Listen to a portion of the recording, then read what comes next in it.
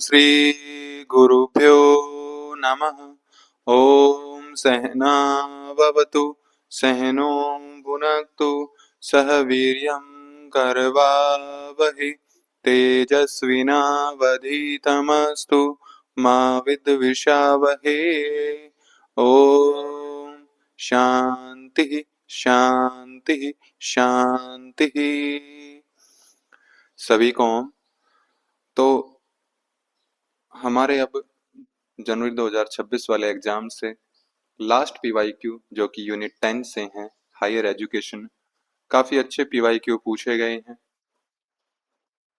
तो इनसे जो पीवाईक्यू पूछे गए हैं इनसे और क्वेश्चन बनने की भी उम्मीद है। तो इन क्वेश्चंस को बहुत ध्यान से आपको करना है।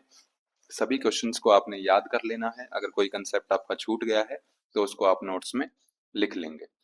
पहला क्वेश्चन इसमें पूछा गया था, दो स्टेटमेंट इसमें दी हुई है, एक दिया हुआ है असर्शन और दूसरा दिया हुआ है रीजन। पूछा गया है कि क्या असर्शन और रीजन दोनों करेक्ट हैं, और अगर करेक्ट हैं तो क्या रीजन सही एक्सप्लेनेशन है असर्शन की। ठीक है, तो तरीका वही है असर्शन एंड रीजन को करने का। बीच में आप बिकॉज लगाएंगे, हिंदी है तो क्योंकि लगाएंगे। इंडिविजुअल स्टेटमेंट चेक करते हैं पहले। एजुकेशन बिल्ड्स कैरेक्टर, कि एजुकेशन से क्या है, चरित्र बनता है। And enables learner to be ethical, rational, compassionate and caring.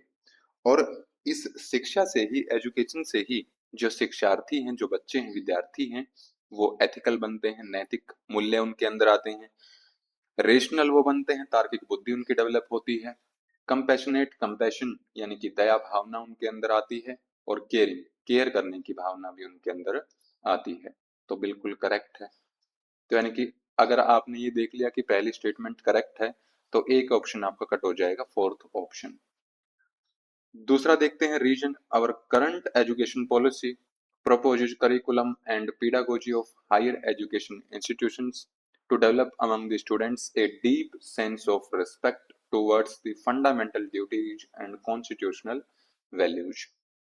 कि जो हमारी अभी करंट में जो एजुकेशन पॉलिसी चल रही है वो क्या करती है कि जो भी छात्रों में मौलिक कर्तव्य हैं या फिर जो कॉन्स्टिट्यूट्स के प्रति, कॉन्स्टिट्यूशन संविधान के प्रति जो मूल्य उनके आते हैं उनके प्रति सम्मान की भावना विकसित करती है।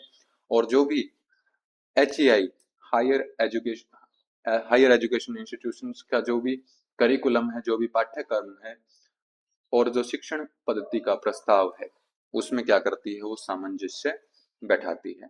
ठीक है, तो बिल्कुल सही है, इसीलिए नई एजुकेशन पॉलिसी बनाई गई है। यानी कि दोनों करेक्ट हैं। तो दोनों करेक्ट हैं तो एक और ऑप्शन हमारा कट हो जाएगा, थर्ड ऑप्शन। अब या तो पहला ऑप्शन करेक्ट होगा या दूसरा होगा। ठीक है, पहला तब होगा जब करेक्ट एक्सप्लेनेशन होगा। तो एक साथ पढ़ते हैं हम इसको। Education builds character and enables learners to be ethical, rational, compassionate and caring because our current education policy proposes curriculum and pedagogy of higher education institutions to develop among the students a deep sense of respect towards the fundamental duties and constitutional values।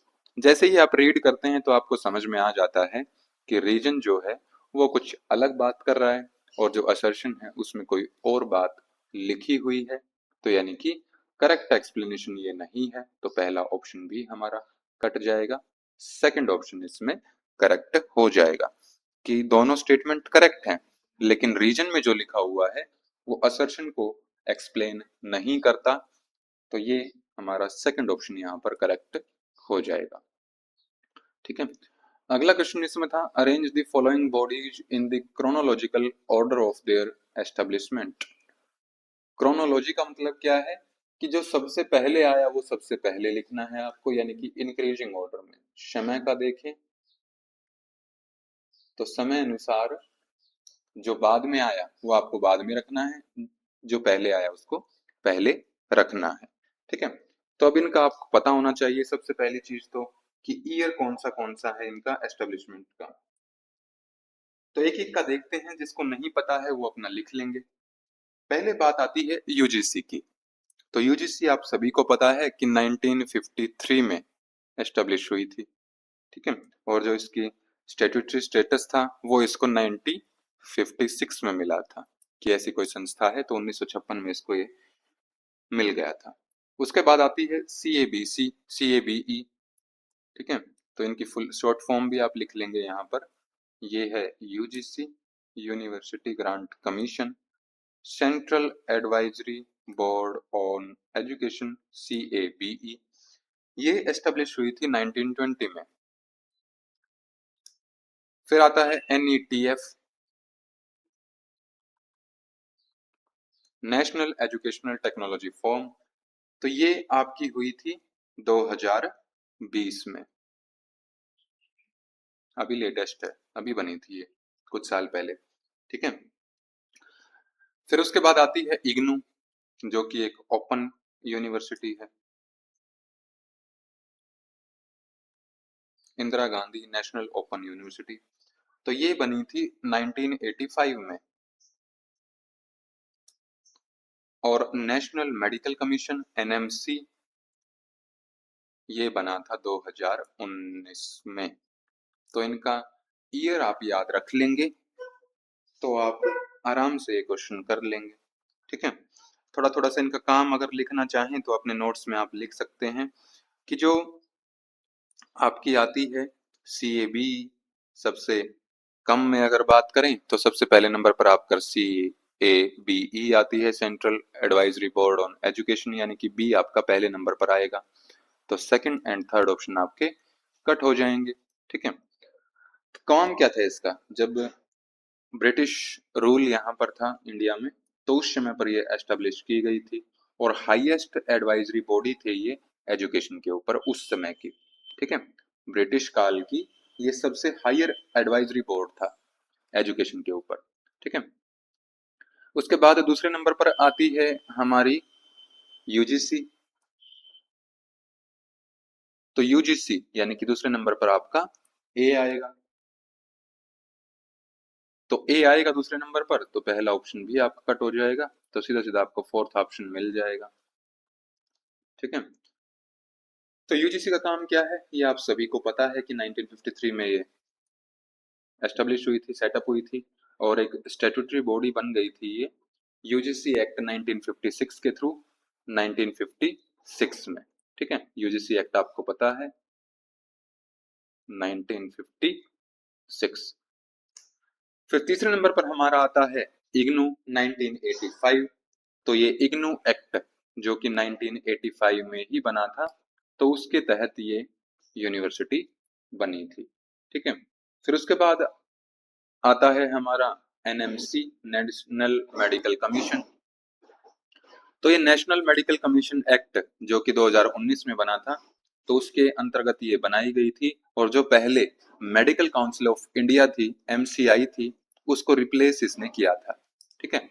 पहले इसका नाम मान सकते हो, या फिर इससे पहले वाली जो बॉडी काम करती थी मेडिकल काउंसिल ऑफ इंडिया, उसको इसने रिप्लेस कर दिया था 2019 में, ठीक है। अब MCI नहीं है, अब नेशनल मेडिकल कमीशन है। लास्ट आता है हमारा नेशनल एजुकेशनल टेक्नोलॉजी फॉर्म।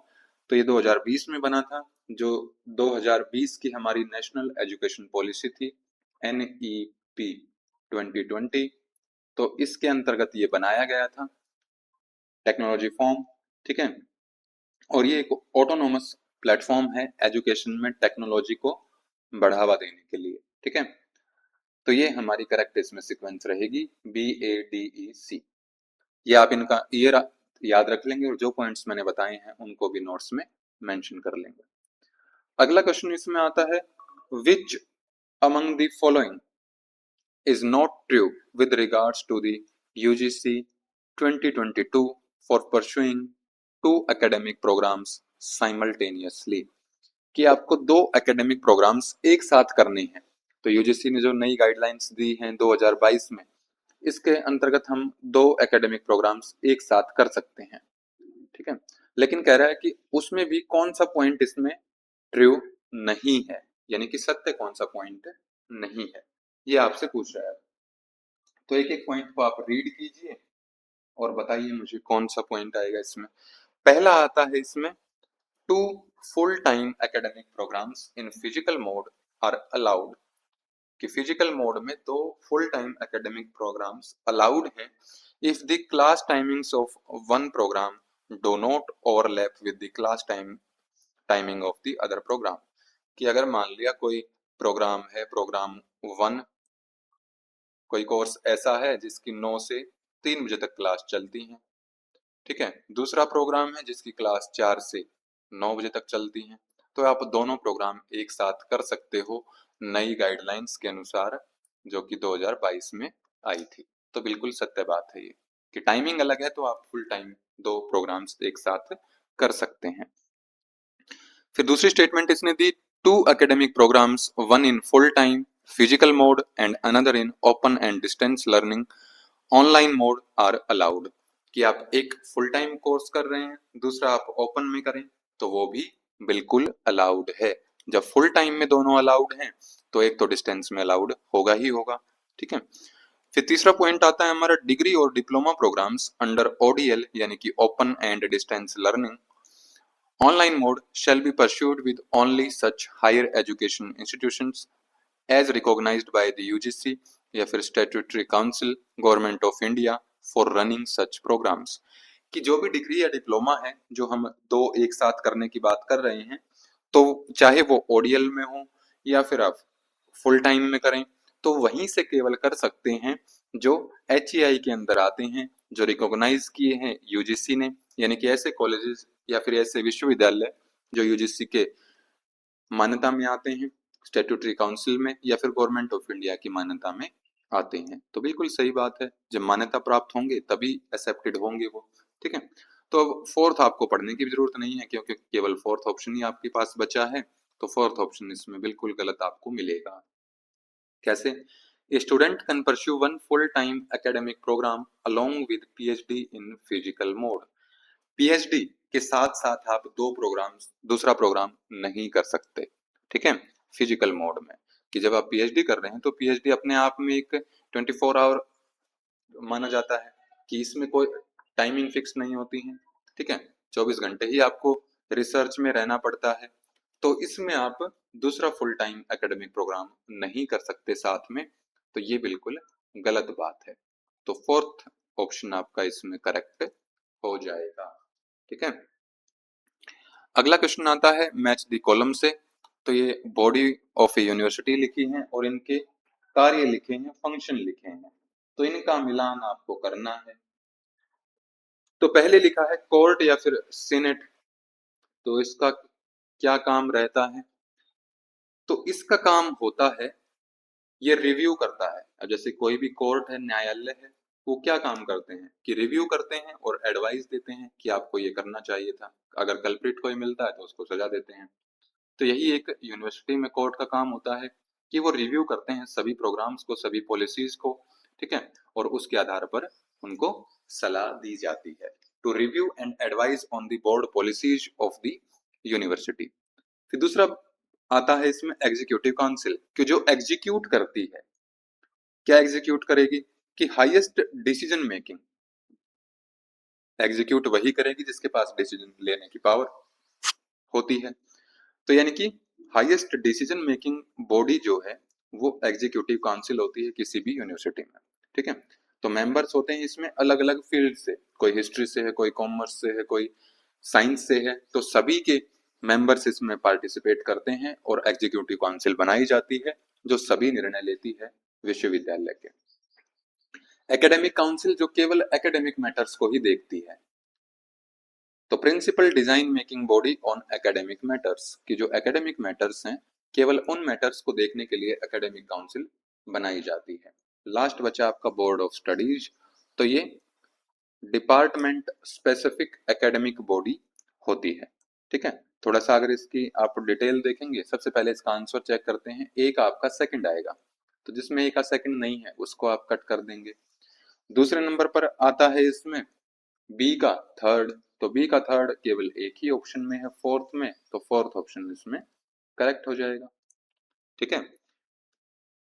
थोड़ा सा अगर इसमें डिटेल में आप देखना चाहें तो क्या होता है, इनकी आप डिटेल कर सकते हैं कि जो भी मैंने आपको एक एकेडमिक एडमिनिस्ट्रेशन बताया था, उसमें क्या क्या पद रहते हैं, उनकी क्या क्या जिम्मेदारियां रहती हैं, तो वो लेक्चर आप एक बार देख लेंगे तो पूरा आपका ये टॉपिक क्लियर हो जाएगा। ठीक है। अब अगला क्वेश्चन आता है हमारा, ये हिंदी में है, तो जिसका हिंदी मीडियम था तो यहाँ पर आप वीडियो को पॉज करके इसको देख सकते हैं और क्वेश्चन को सॉल्व कर सकते हैं।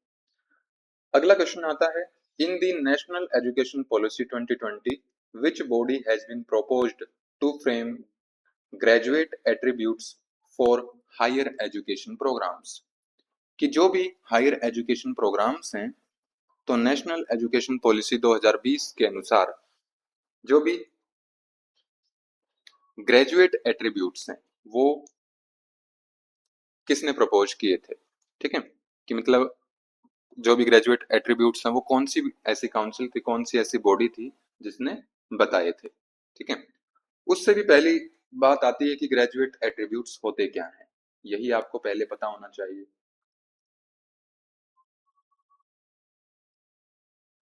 तो जिसको नहीं पता है तो वो अभी अपने नोट्स में ये लिख सकते हैं। ठीक है, एट्रीब्यूट्स एक आईसीटी में मैंने आपको बताया था कि एट्रीब्यूट्स क्या होती हैं। एट्रीब्यूट्स होती हैं उसकी विशेषताएं, प्रॉपर्टीज। तो ये वो नॉलेज, द नॉलेज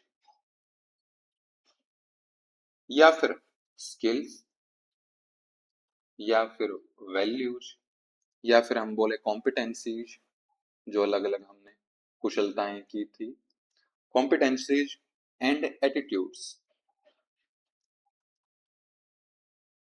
ठीक है, तो ये नॉलेज है, स्किल्स हैं, वैल्यूज हैं, कॉम्पिटेंसीज हैं, एट्रीब्यूट्स हैं, जो हर एक ग्रेजुएट में होनी चाहिए।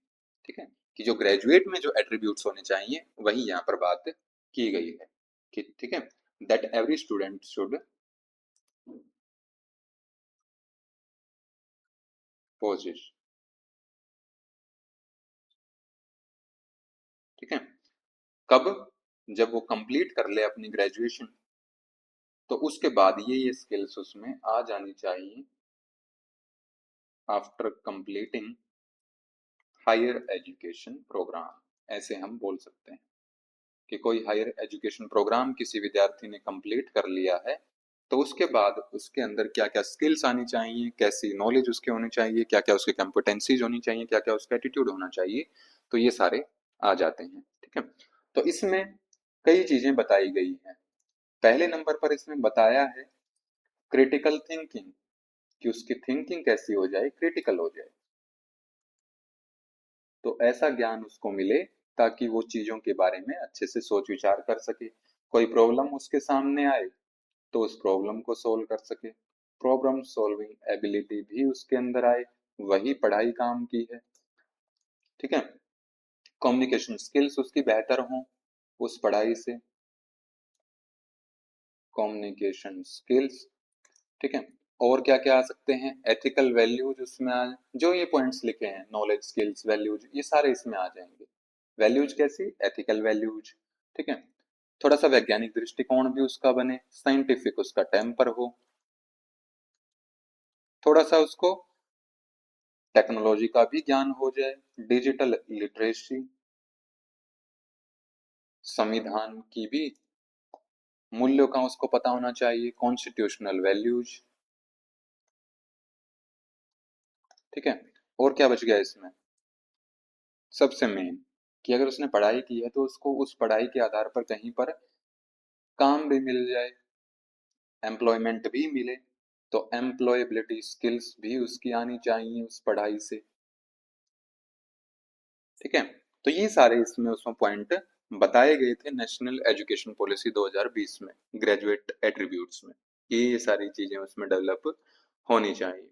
और ये ग्रेजुएट एट्रीब्यूट्स प्रपोज किसने किए थे, जनरल एजुकेशन काउंसिल ने। तो एक काउंसिल बनाई गई, जनरल एजुकेशन काउंसिल।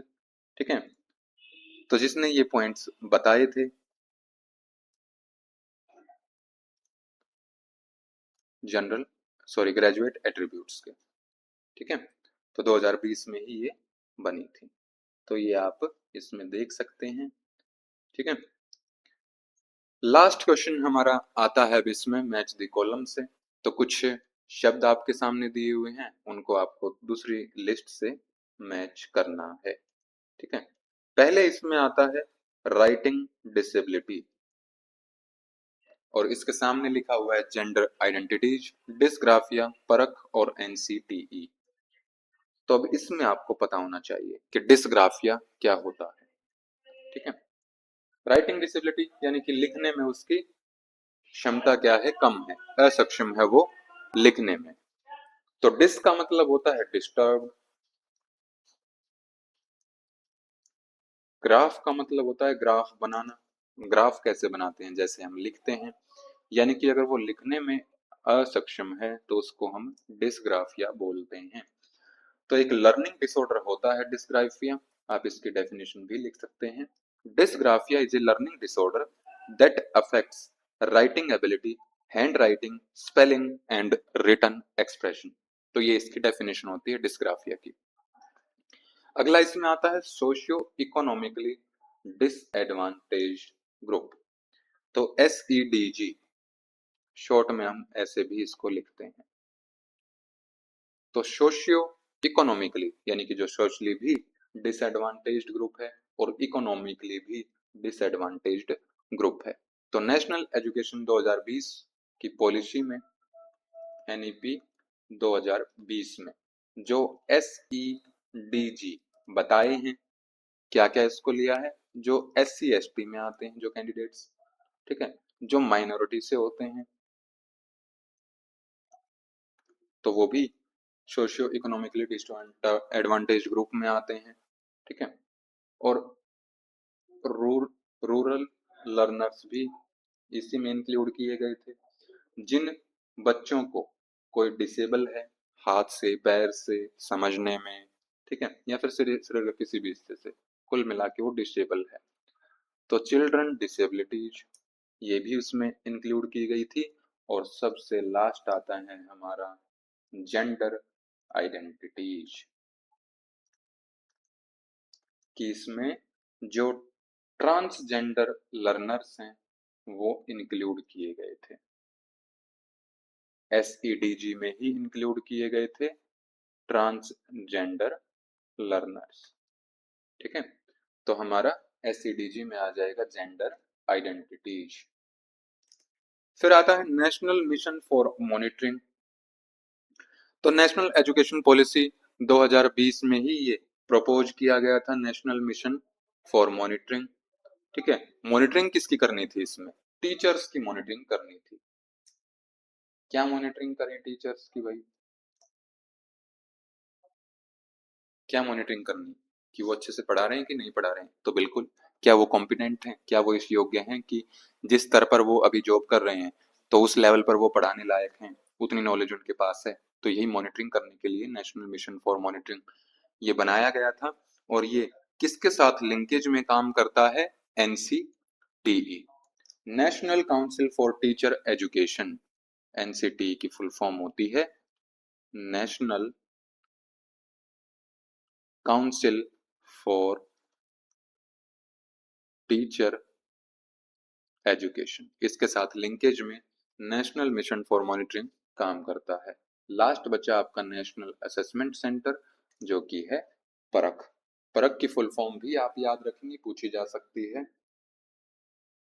P से बनता है परफॉर्मेंस, A से बनता है असेसमेंट, R से बनता है रिव्यू, फिर क्या आया, A। A से आगे आता है एनालिसिस।